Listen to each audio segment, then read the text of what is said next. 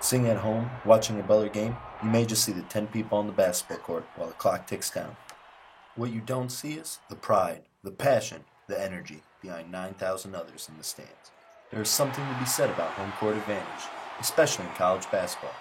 And at the heart of it all, the student section.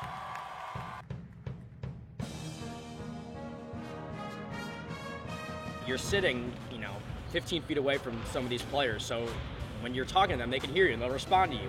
There's been a few times where, a player's walked into the student section to, get in your face and say something to you. So I think it's just kind of like the closest you get to the game. It's not just like you're watching it on TV again. It's like you're in the action. You're part of it. Experience that college students bring because you go to class with these people, like you know them, you have an attachment to them with like the story, their background. So I think it brings a connection amongst all the fans. I think it just shows how much spirit we have at this school and how cool the college campus, college crowd can be when teams get invested and fans get invested in the program. We have games like College Game Day, and when everyone's super psyched about one thing, especially in a place like Hinkle, this place is just built to be loud and rocking. And whether it's Austin Etherton going in for a huge dunk and then yelling at the student section because he's so pumped and hyped from it, or just Roosevelt just taking the game away from Gonzaga like that. This place, the atmosphere of the game has a lot more in check. And you can feel that. You can definitely feel that. If your team's down by 6, it might be a little bit harder for them to get back and hyped into the game, to be if the place is rocking like Hinkle. Because the way Hinkle's set up, we're literally right in their ear, and we're able to scream at them, yell weird things at them, just get them confused. And even the refs have pointed out that it's their favorite place to ref in the Big East Conference. So that just says something that we're not only fun when we do it, but we're kind of like, I would say we're kind of polite. We are crazy, we're obnoxious, and we're really out there, but we never say anything that's too offensive.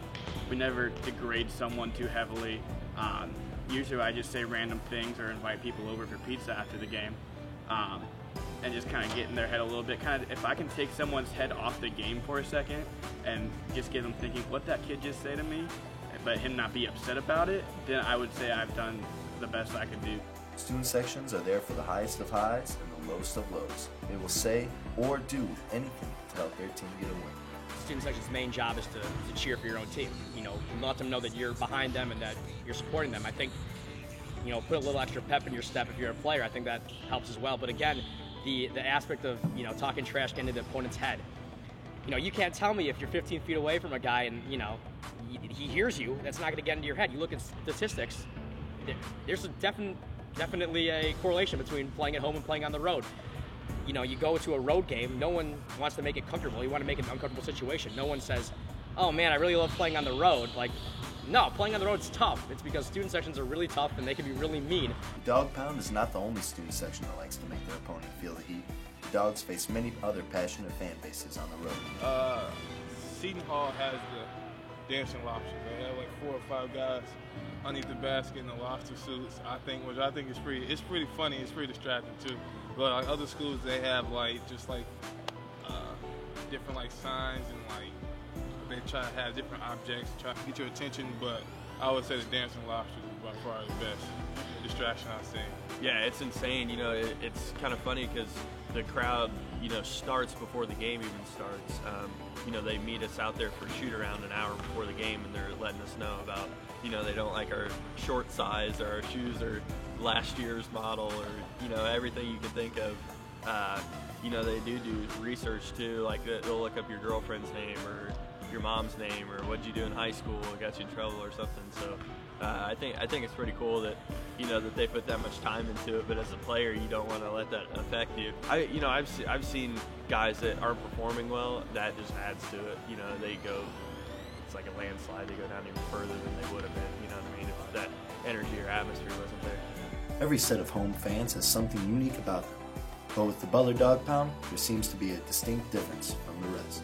I would say our dog pound is special in a way. It's on both sides of the basket. So in the first half, you see them. In the second half, you come back and you see them. And they always try to stay together on the chance. They're holding up the 3 signs, holding up whatever they have in the dog pound. That we have the super fan, that sticks out. With Ari, Marco, and Kevin from my past 4 years or whatever. Those guys really stick out as to how much time they put into finding research on the other opposing players and stuff like that. I think that's really entertaining for us to hear while we're warming up on the other end. You know, just the fans in general, they have some certain plays that they get excited about, whether that be a three-pointer or a dunk, you know, and this place erupts.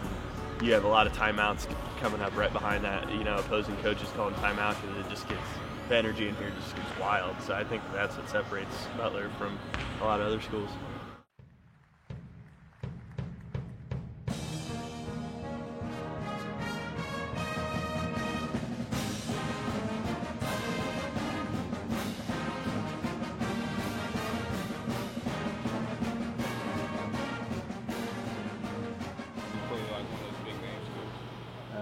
Can I get one dog pound chant real quick for me?